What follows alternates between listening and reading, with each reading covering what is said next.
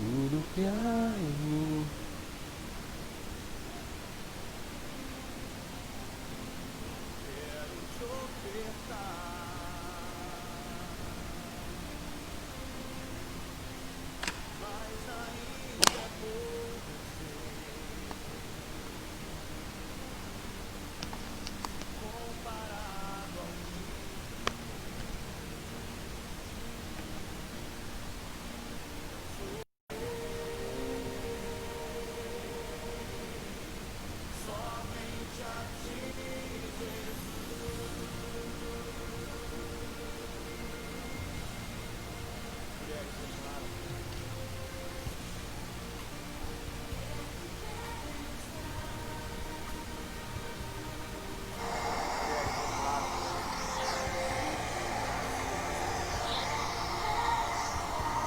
Oi, oi, ah, ei, ei, ah.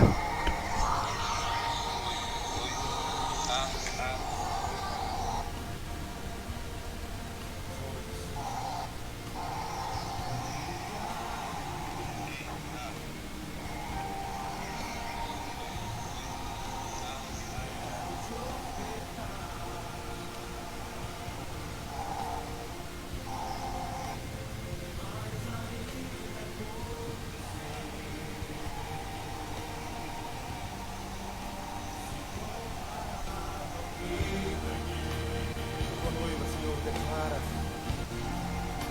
não sou apenas servo, meu amigo me tornei.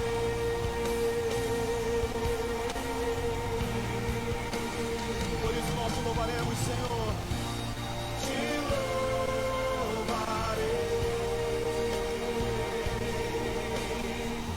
Não importam as circunstâncias, adorarei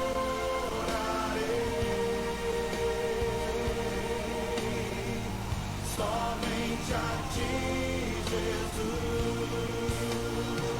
Te louvarei, te louvarei. Não importam as circunstâncias, adorarei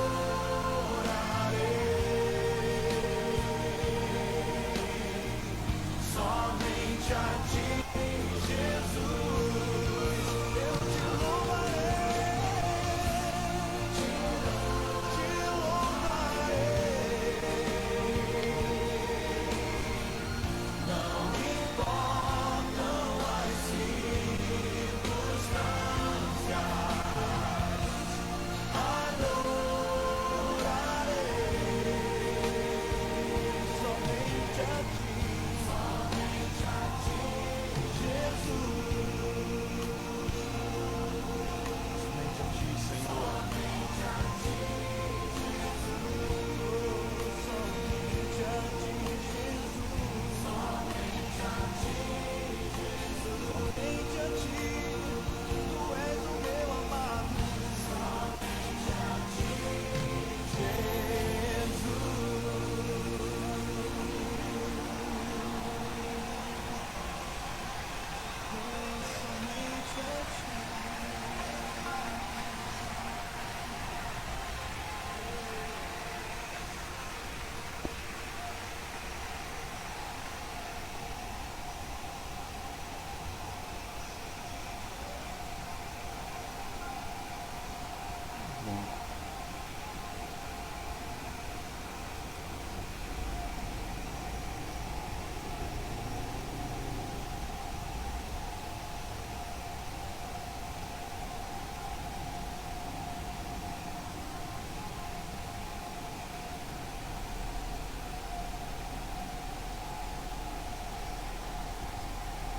Opa, bom dia, irmãos, a graça e a paz, tudo bem com vocês? Como é que tá chegando o áudio aí? Me dê um retorno. Estamos felizes mais uma vez, mais uma escola bíblica do Senhor Jesus Cristo. Estamos aqui. Feliz por os irmãos estar aqui com a gente nessa manhã maravilhosa. Obrigado pela sua audiência, pelo você abrir a porta da sua casa. E que Deus abençoe. Convido você para. Quero iniciar nessa manhã com um texto lá em 1 Timóteo, 3. Convido você para abrir sua Bíblia. Nós vamos estar trazendo uma série de estudos relacionados à Bíblia, Então, que é a nossa ferramenta, a nossa regra de fé e prática, certo? Então, convido você a abrir 1 Timóteo. Que Deus abençoe sua vida, que Deus traga refrigério, graça, misericórdia no teu coração, certo? O Deus que nós servimos, o Deus que nós adoramos, o Deus que nós cultuamos e celebramos com nossas vidas. 1 Timóteo 3, Primeiro capítulo, 1 Timóteo 3, a partir do 1, diz assim: fiel é a palavra, se alguém aspira ao episcopado, excelente obra almeja. É necessário, portanto, que o bispo seja irrepreensível, esposo de uma só mulher, temperante, sóbrio, modesto, hospitaleiro, apto para ensinar. E quando você vai lá para o finalzinho desse texto, ele vai falar nessa perspectiva do cristão, da mulher, e tudo é regido pela palavra, A palavra de Deus é quem rege o nosso ministério, as nossas vidas. E que o Senhor abençoe nessa manhã a sua vida. Vamos orar, buscar o Senhor nessa manhã. Que o Senhor assim nos leve a refletir na sua palavra. Querido e eterno Deus, santo é o teu nome, ó Deus. Obrigado, ó Deus, pelas tuas misericórdias, pela sua graça, pela sua grandeza, pelo Espírito Santo que nos conduz a estar mais próximo do Senhor, pela tua palavra, Deus, que é refrigério para as nossas vidas. Obrigado, Deus, pelo Espírito Santo de Deus que nos conduz a viver segundo o teu querer, Deus. Nós te bendizemos, te exaltamos, em nome de Jesus Cristo, que vive e reina. Amém.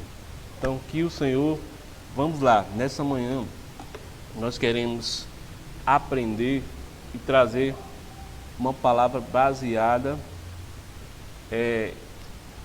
examinais as Escrituras, A data está aqui atrapalhada porque eu pensei muito na data de aniversário da minha esposa e fiquei um pouco preso a isso, mas é isso que nós vamos estudar, examinar as Escrituras, viver segundo a palavra do Senhor. E vamos lá.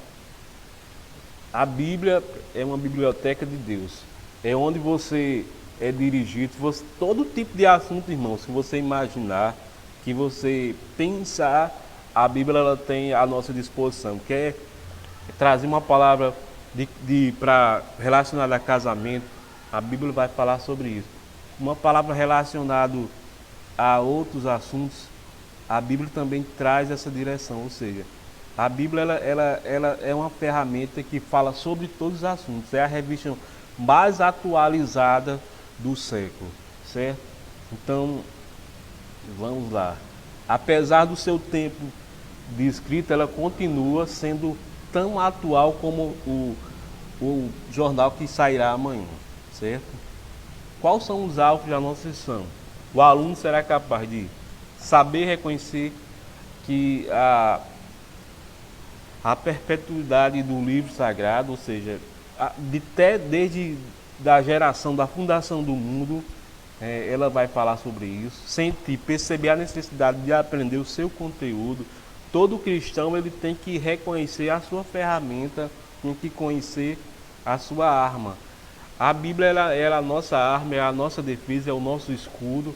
Então o cristão ele precisa saber e conhecer como manejar essa ferramenta de combate.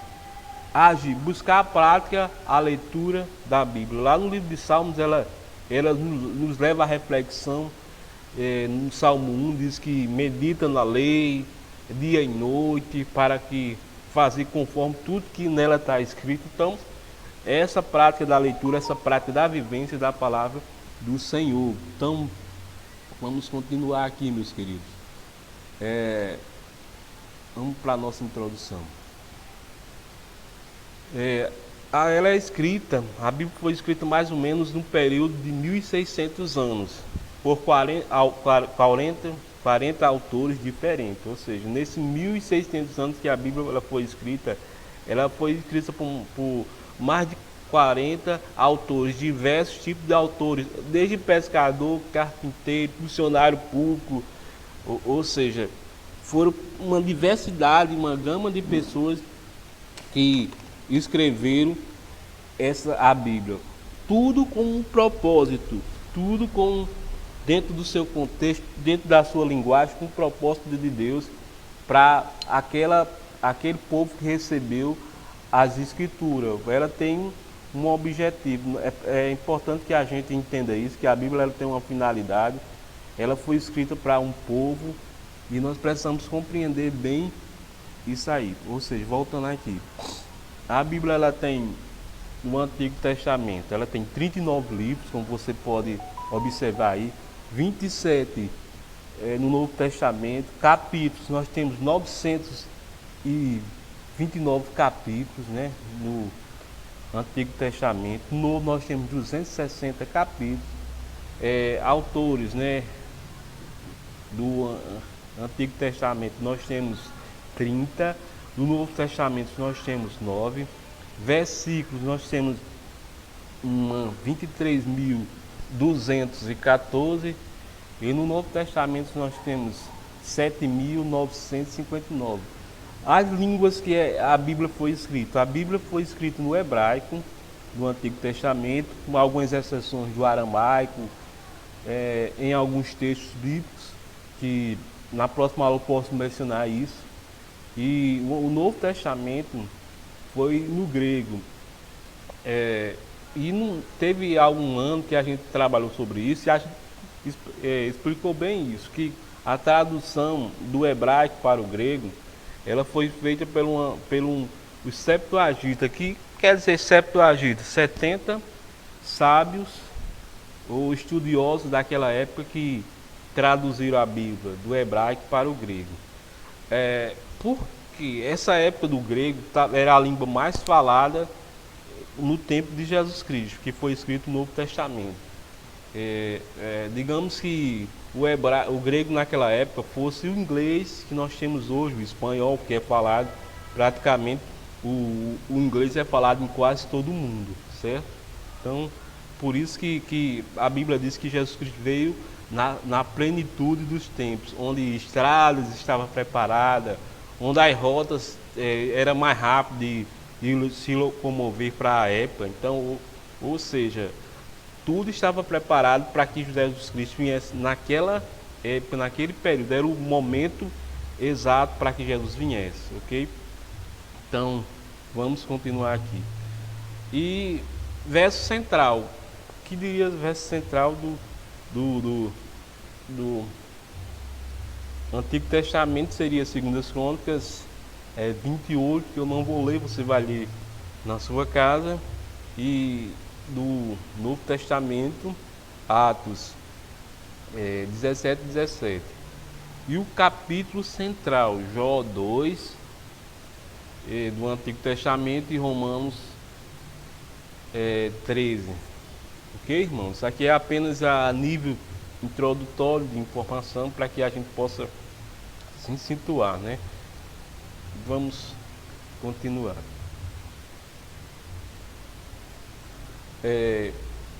Continuando na questão da introdução, o livro central, Provérbios, o menor verso do Antigo Testamento é Êxodo 20, 13, verso maior, Esté 8, 9, mensagem, Jesus virá, Antigo Testamento. Se você se basear, a mensagem central do Antigo Testamento é Jesus virá, o Messias virá.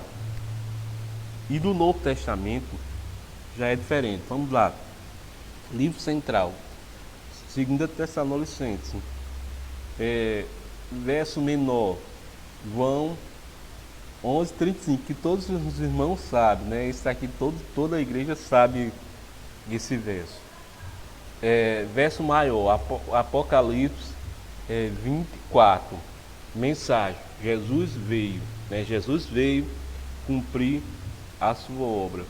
Havia uma promessa do Antigo Testamento que o Messias viria, né? E há o cumprimento no Novo Testamento, quando Jesus ele veio, ele começa a anunciar o seu ministério, e agora a igreja anuncia a sua volta, né? A volta do Senhor Jesus Cristo. Nós estamos anunciando a volta do Senhor Jesus Cristo. Olha só que coisa interessante e maravilhosa de se nós compreender. No passado, no Antigo Testamento, eles estavam anunciando a vinda do Messias prometido, aquele que salvaria o mundo da condenação. E agora nós voltamos a anunciar o Cristo ressurreto, Rei dos Reis, que virá buscar a sua igreja e livrará a sua igreja da tribulação. Assim que, como nós cremos, como nós entendemos, como esse é um pensamento de muitos batistas, que no período da tribulação a igreja será arrebatada na volta do Senhor Jesus Cristo. Então, vamos continuar aqui. Então, irmãos, basicamente isso aqui são a parte introdutória do nosso estudo de hoje. E vamos continuar ainda, né? Qual o maior livro da Bíblia? Esse aqui também eu acredito que os irmãos sabem de cor. Que o maior livro da Bíblia é Salmos. Qual o menor livro da Bíblia? 2 João. Capítulo maior. Esse aqui também é lógico. Eu acredito que os irmãos também sabiam.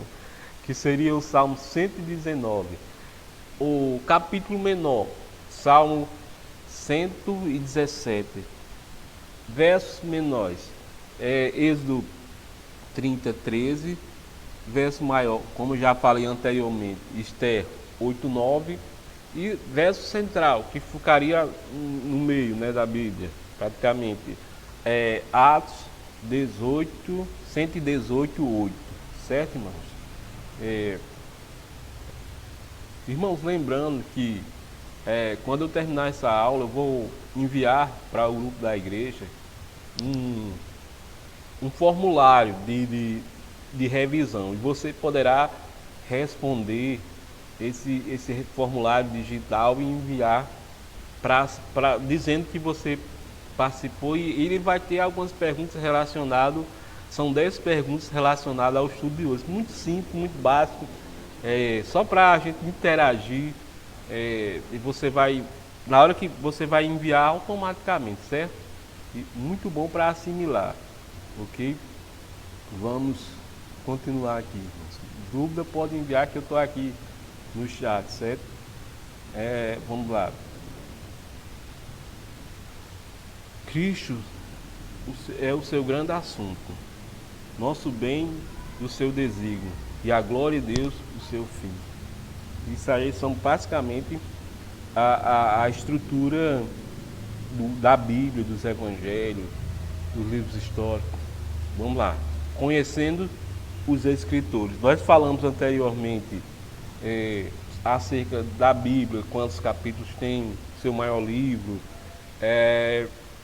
E agora nós vamos ver conhecendo os Escritores, né? Deus ele escolheu conforme a sua vontade, né? Aqui nós, como vocês podem perceber, nós temos alguns escritores, né? Paulo,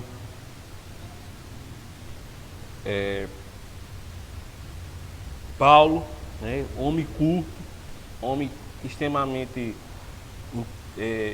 inteligente, homem que tinha uma formatura religiosa.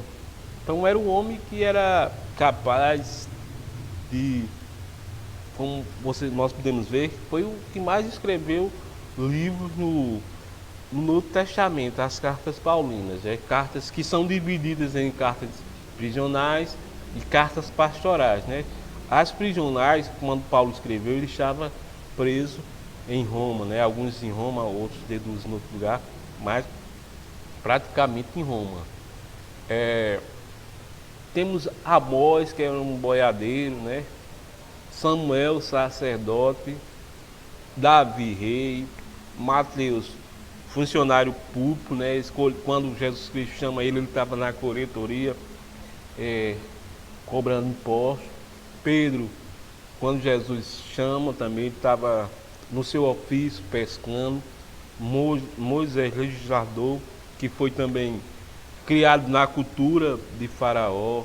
Então, e Lucas, né, dentre outros, né? Esse daqui nós podemos ver que desses 40 homens que Deus escolheu para falar sobre a Bíblia, foram pessoas que extremamente escolhidas conforme o seu querer, né? Não teve, podemos dizer que Deus ele sabe, ele é conhecedor de todas as coisas, ele é onisciente, escolhe conforme a sua vontade. Então vamos continuar aqui, irmãos. O que Deus falou para os escritores da Bíblia? Qual foi a mensagem que Deus trouxe para os seus escritores ou os seus receptores? E vamos lá.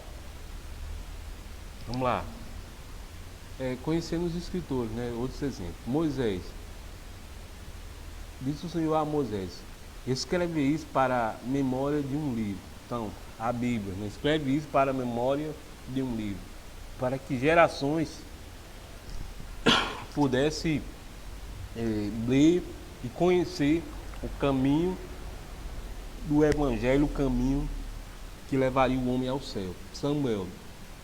Disse o Senhor a Samuel. Então, a forma que o Senhor ia falando, a forma como o Senhor ia mencionando. Jeremias, Davi, melhor dizendo.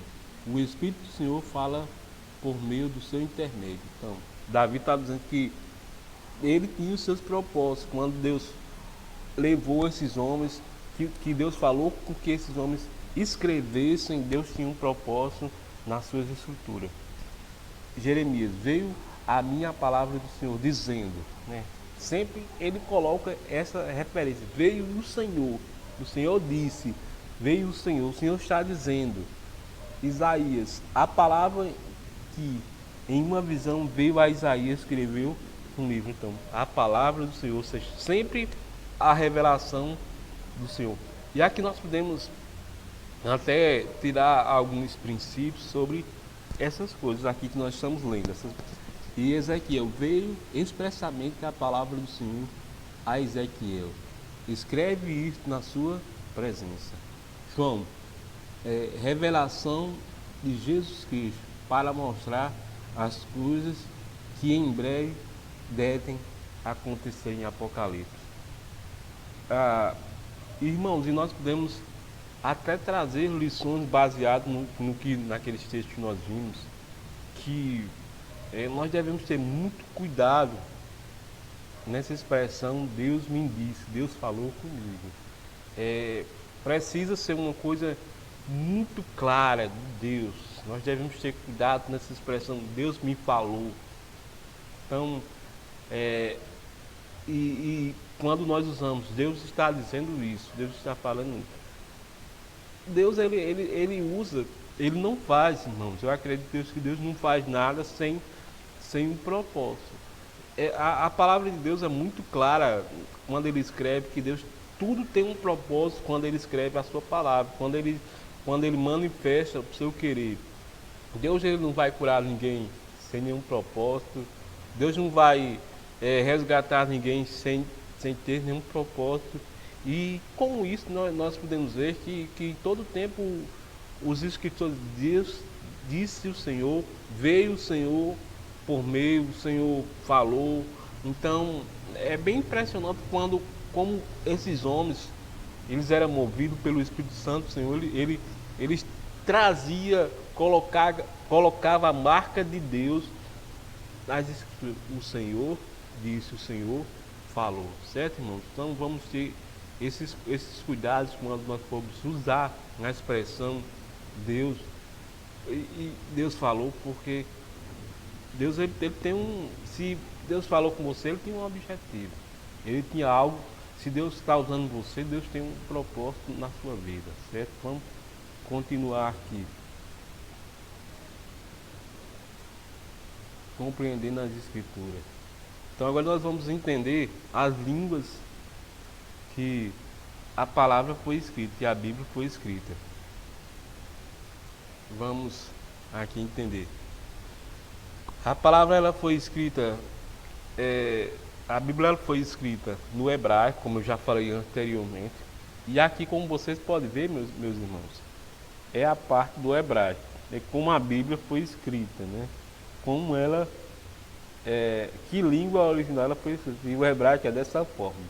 Quando eu paguei hebraico no seminário, é uma matéria bastante complicada, difícil de entender. Como vocês podem ver, tem uns sinalzinhos em cima que você pode ver que tem um sinalzinho. Cada sinalzinho desse ele representa uma sinalização, representa muitas vezes pode mudar o contexto, pode mudar assim, mas esse texto que está em hebraico é nada mais, nada menos que o texto que nós lemos lá em Gênesis 1:1, né?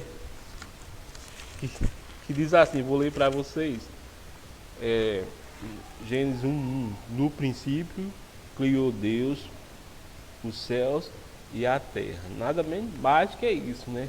E no grego, que foi transcrito, traduzido pelos Septuagintas para o grego. Então é o texto de João, do Evangelho de João, que nós vamos ler também. João.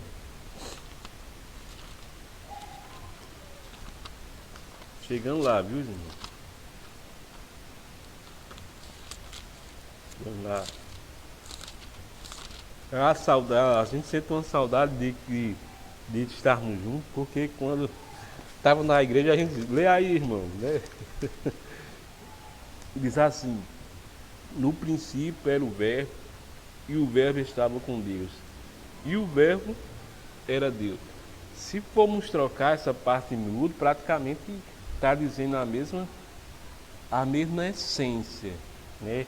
No princípio era o verbo estava com Deus. No princípio criou todas as coisas.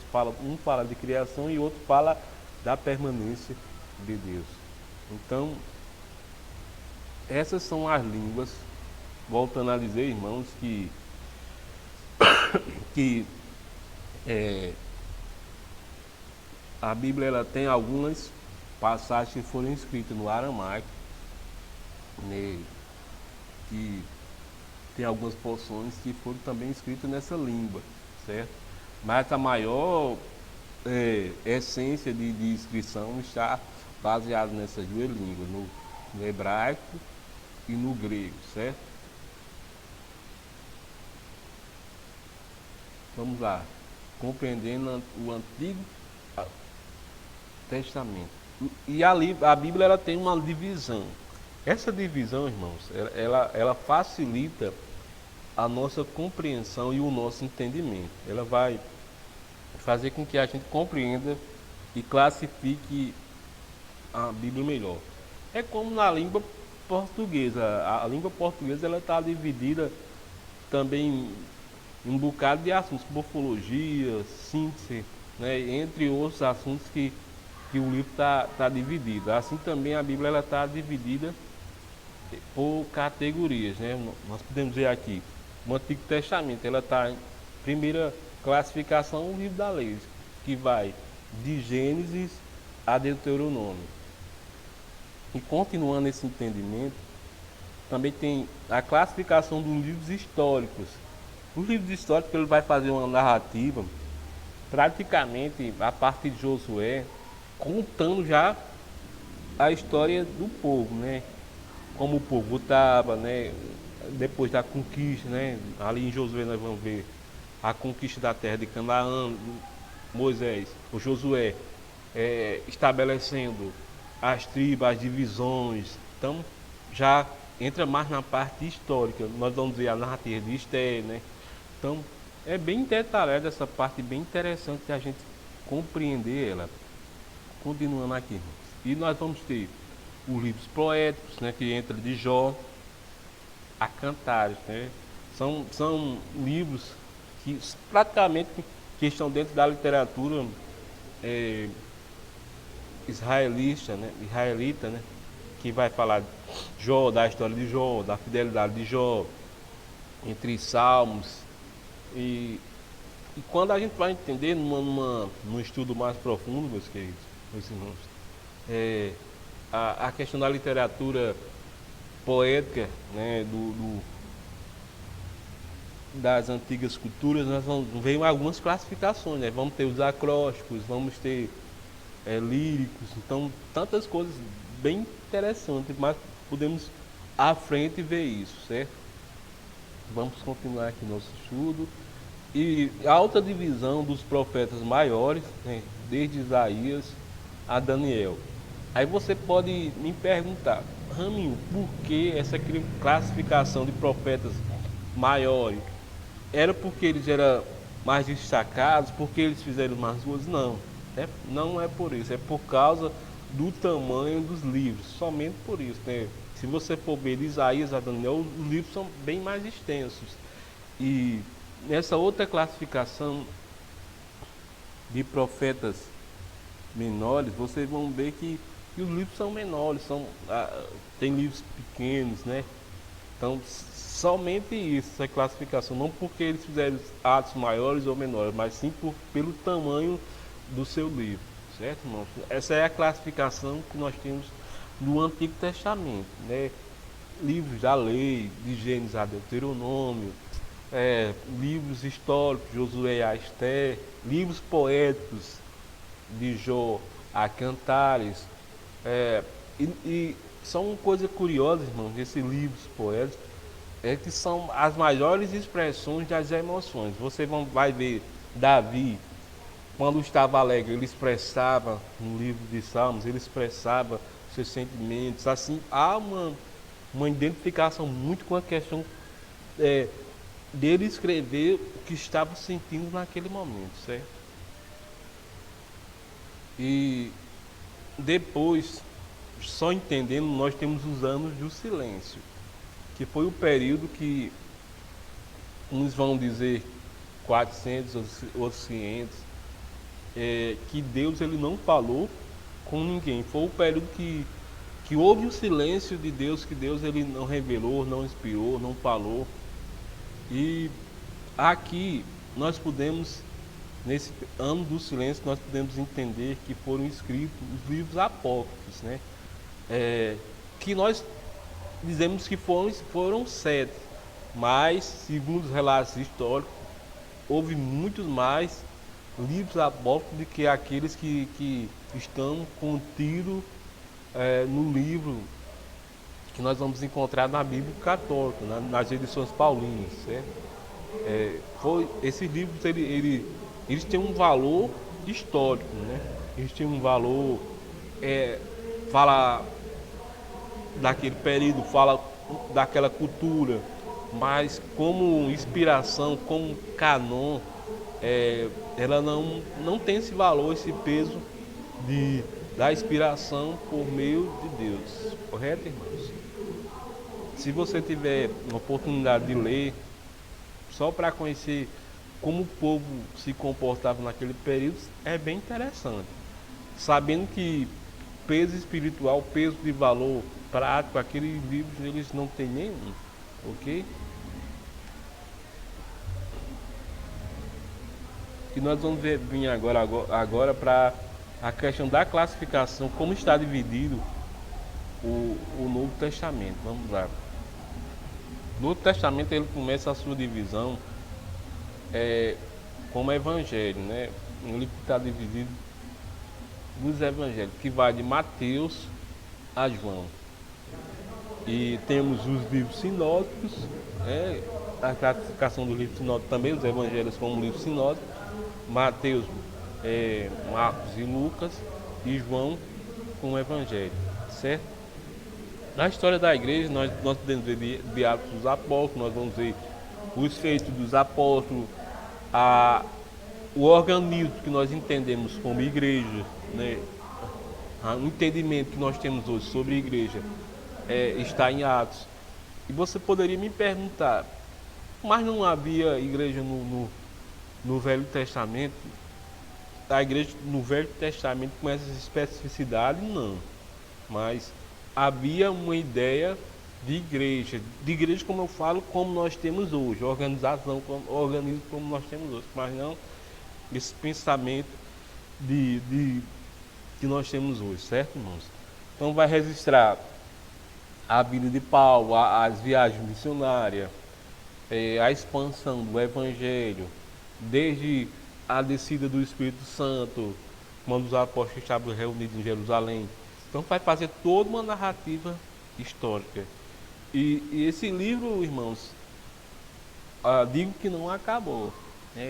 Nós temos a finalização dele no capítulo, né, que vai ressaltar, né, o último capítulo que nós temos dele. Não parou ele.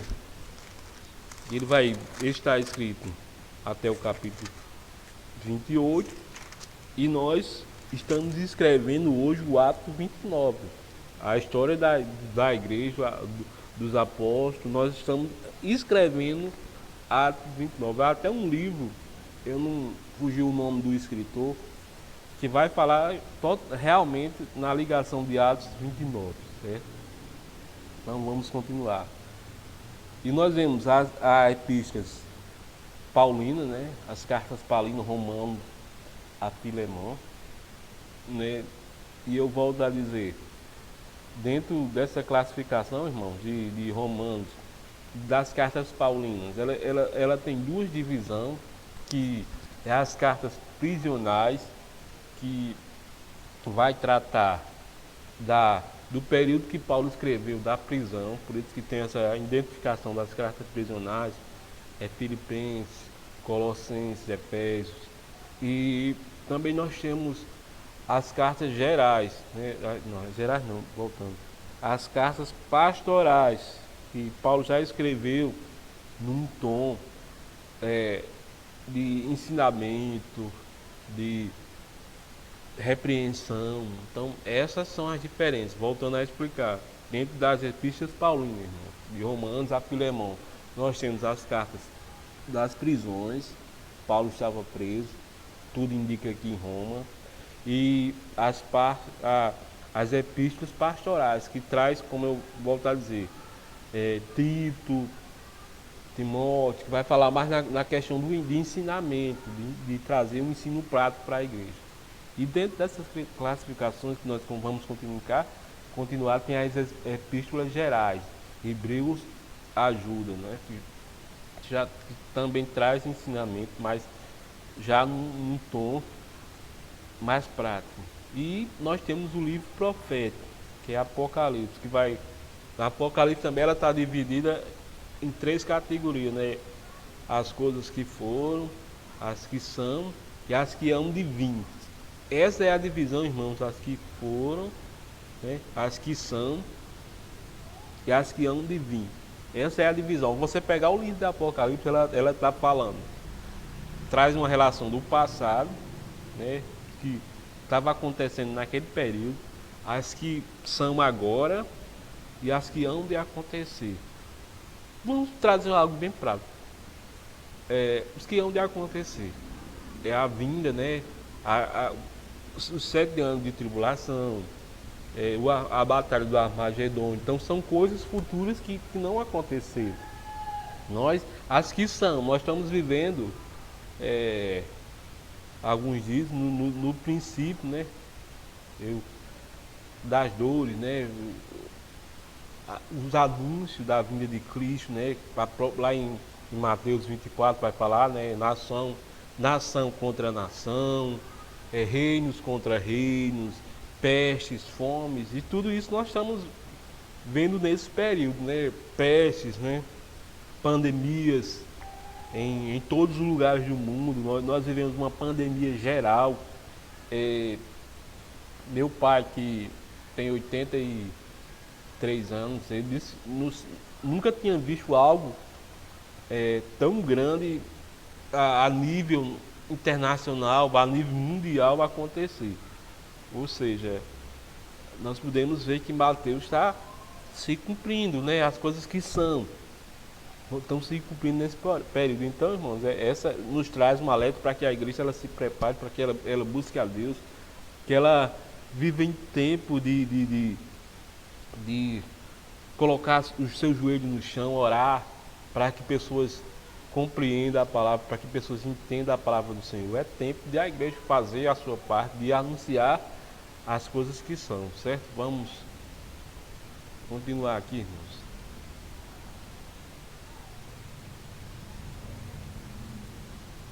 Continuando, essa classificação que eu já falei, isso é uma classificação vou repetir aqui, do Novo Testamento, que está dividido em evangelhos, a história da igreja, Atos dos Apóstolos, epístolas paulinas, né? Falei daquela classificação, cartas à prisão e cartas pastorais, que vai de Romano a Filemon, epístolas gerais, Hebreus a Judas, livros proféticos, nós temos Apocalipse, ok? Vamos lá, irmãos. Autenticando suas obras. Aquilo que nós escrevemos, ela tem uma marca, né, irmão? Um escritor, quando ele é conhecido pelos seus escritos. Então, Deus, ele carimbou as suas obras, usou pessoas para que elas pudessem trazer essa palavra, canon. O que significa canon? Canon significa medida exata ou vara de medir. Medida exata ou vara de medir. Esse é o significado da palavra canon. É uma palavra inspirada por Deus, cheia de autoridade. Ou seja, a Bíblia que nós temos em mão, ela foi canonizada. Como foi feito isso, irmãos? Foi feito concílios, por pessoas sábias, pessoas entendidas do assunto. Elas se reuniam num concílio e decidia, por meio do Espírito Santo, que livros entraria no cano. Então, todos esses livros que nós temos em mãos, eles entraram no cano. Irmãos, uma curiosidade muito grande que a gente não entende muitas vezes, mas até a Bíblia ela deixa explícito a carta de Coríntios, 1ª e 2ª Coríntios. Há alguns escritores que dizem que Paulo escreveu uma outra carta, uma terceira carta, que não sei qual foi os propósitos de Deus, que essa carta não chegou a nós, ela foi enviada, mas ela não foi colocada, não sei porque ninguém encontrou depois dessa carta. Ou seja, teríamos hoje, se essa carta, por permissão de Deus, existir, nós teríamos 1 Coríntios, 2 Coríntios e 3 Coríntios, né? Interessante, mas Deus, ele tem os seus propósitos, voltando a dizer, porque ele não permitiu que essa carta chegasse até nós. Então vamos lá. Autenticando as suas obras, autoridade divina, vamos lá. Autoridade proféticas, autoridades confiáveis, autoridade dinâmica, autoridade reconhecida,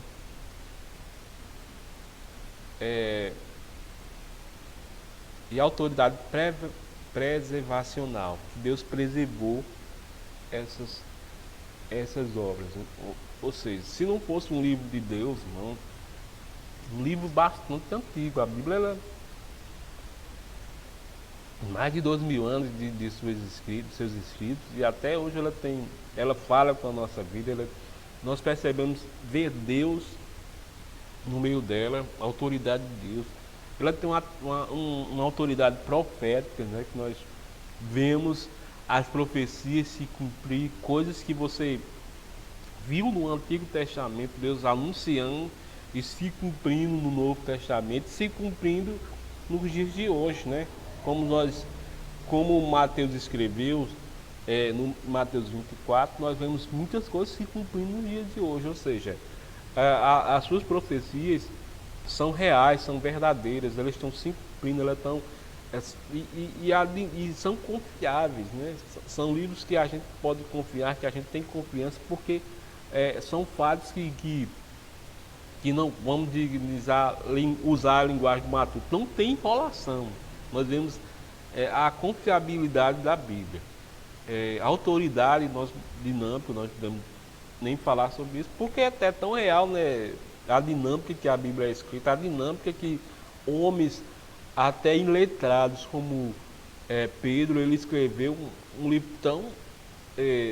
tão assim, num tom tão maravilhoso para um homem que praticamente não tinha conhecimento assim das letras, mas o livro de Pedro é um livro muito, uma linguagem muito forte, muito dinâmica, a autoridade reconhecida, foi reconhecida durante todos os séculos, e como ela foi preservada, a sua autoridade, né?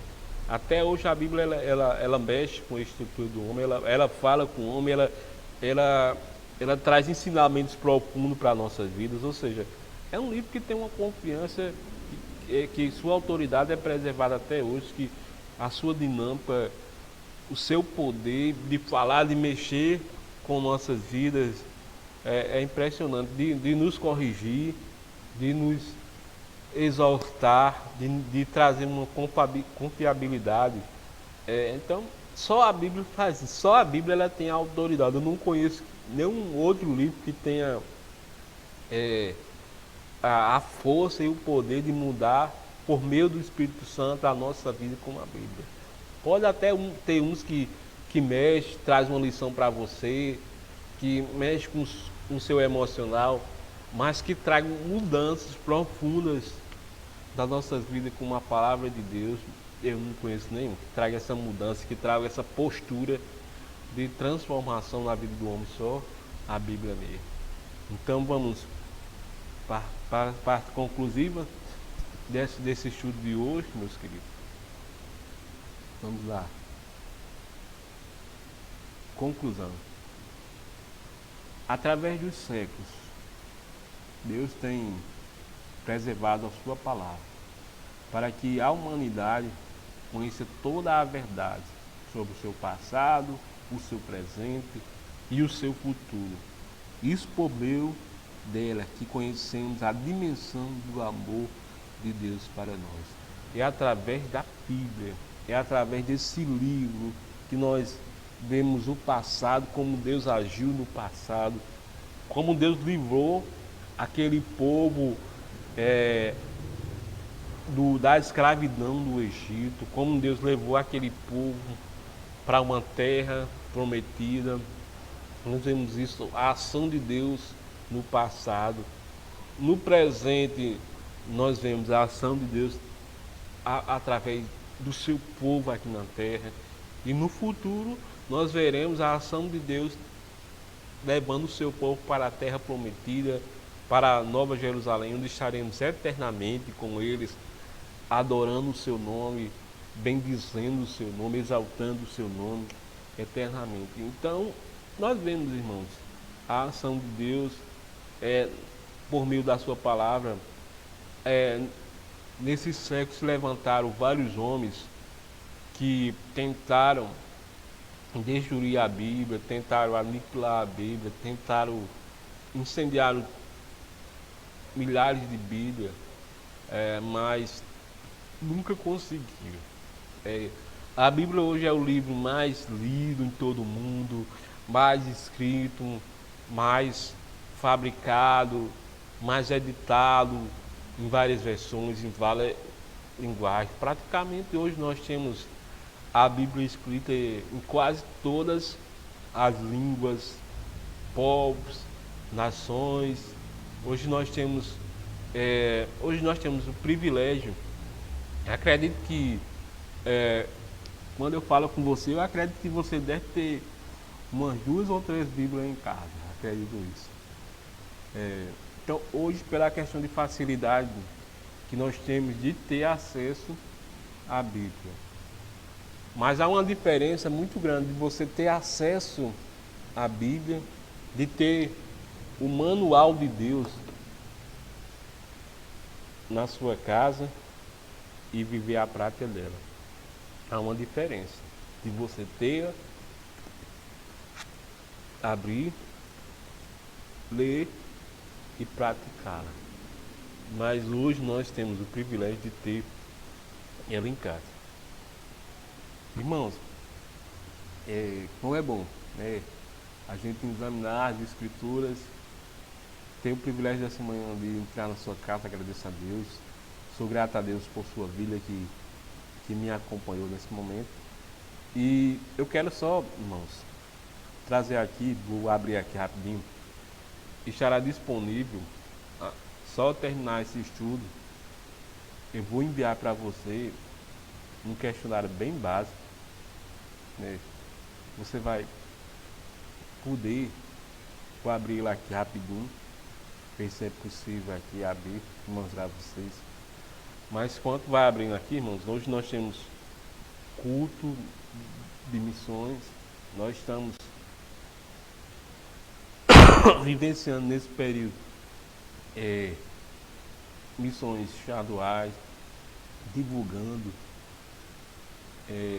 louvado seja Deus pelo privilégio que o Senhor tem nos dado de poder divulgar o seu evangelho, de divulgar a sua palavra. Então, louvo a Deus pelo missões estaduais, temas, eu estou em serviço, então que nós possamos estar em serviço do reino, para anunciar o evangelho. Nós somos embaixadores do Senhor aqui na terra, somos portadores do evangelho do Senhor.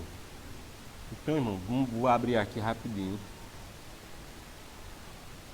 Vou compartilhar a página para vocês aqui. Só um momento aqui, fechar aqui.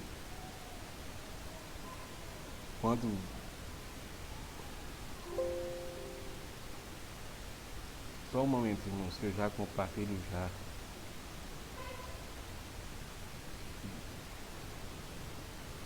Vou compartilhar para vocês uma página. Só achar aqui, já achei ela. E vou trazer.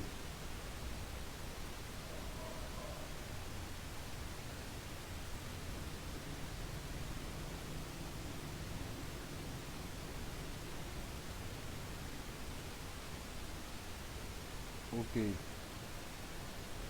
Irmãos, esse questionário que vocês estão vendo vai estar disponível para vocês. Ele é bem interessante. Vou botar no grupo da igreja. E vocês vão dar próximo nele. Quando você dá próximo, vai aparecer para você colocar o seu nome. Você vai escrever o seu nome nessa parte aqui. Escreva o seu primeiro e segundo nome, que fica mais fácil de identificar quando você responder. Tá, o nome é aluno. Aí aqui você vai colocar o seu telefone e aqui vão ter as perguntas relacionadas ao estudo de hoje. São perguntas básicas.